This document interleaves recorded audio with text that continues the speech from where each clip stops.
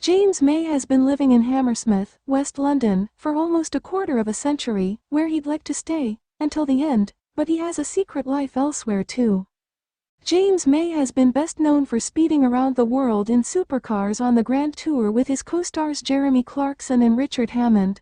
But in his downtime he likes to retreat to a tiny village in Wiltshire called Swallowcliffe. To say that it's secluded is an understatement. There are no shops, post offices, dentists, doctors' surgeries or even ATMs there, with residents forced to travel 3 miles to Tisbury instead. Meanwhile, you can forget buying a home there, because, at the time of writing, there was none on the market. Even nearby Tisbury is remote, with such little light pollution out in the countryside that the local train station is an official dark sky reserve and constellations can be seen in the surrounding sky with the naked eye. There's only one main public building in Swallowcliffe aside from its church, and that's the Royal Oak Pub, which he bought shares in back in 2020. Finding himself isolating in the village during the pandemic, he joked that if he hadn't stepped in to buy half of it, he would have found himself without a local pub. The decision ended up placing him head-to-head with Jeremy Clarkson, who opened his own country pub in the Cotswolds in August 2024, close to his diddly squat farm. In spite of being surrounded by fields and nature, it's barely a half-hour drive from the famous cathedral city of Salisbury, which has put it on the map with tourists from as far afield as Singapore. The pub, which boasts plenty of locally sourced produce, also has 6 guest bedrooms where visitors can stay.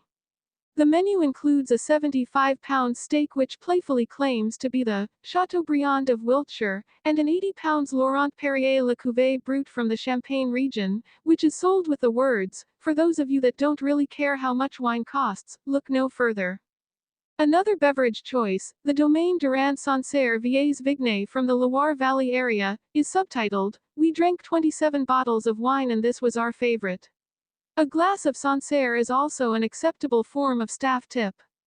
Meanwhile, it's evident which is James's personal favorite, as the Riebeek Cellars Shiraz wine is labeled with the warning that he'd bought a few cases for his own personal drinking, so he might not have any in stock.